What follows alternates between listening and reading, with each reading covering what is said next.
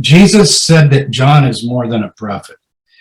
Then he says, this is he of whom it is written, behold, I send my messenger. This is a quote from Malachi chapter 3 in English.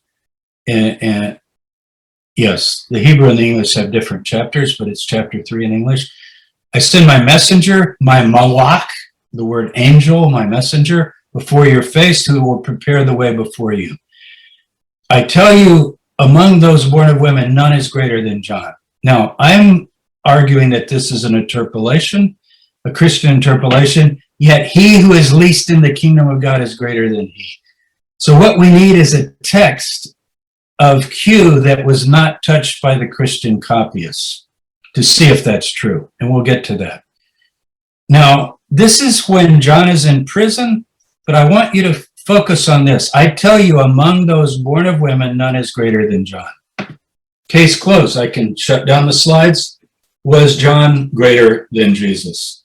As a prophet, yes. Jesus was born of women, a woman. John is born of women. He said, as far as human beings go that are flesh and blood, born of women, there's none greater than John.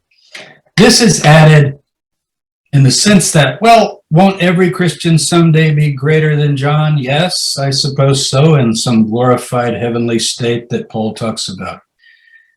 We have other information on John about his lifestyle.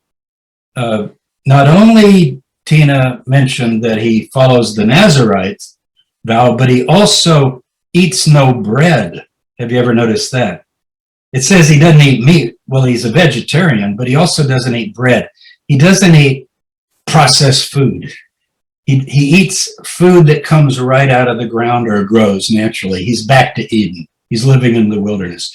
We have parallels to that in Josephus. Josephus goes out and studies with a prophet named Banus, and they're only allowed to eat what grows of itself. It's this idea of let's go back to Eden. So he's extremely devoted, likely celibate, although that's not required. He's living a very austere life, and he's the great prophet. I believe if we go back to our original sources, it's a twin movement. John inaugurates it. Jesus is baptized. He joins the movement. There's a joint baptizing period where they work together.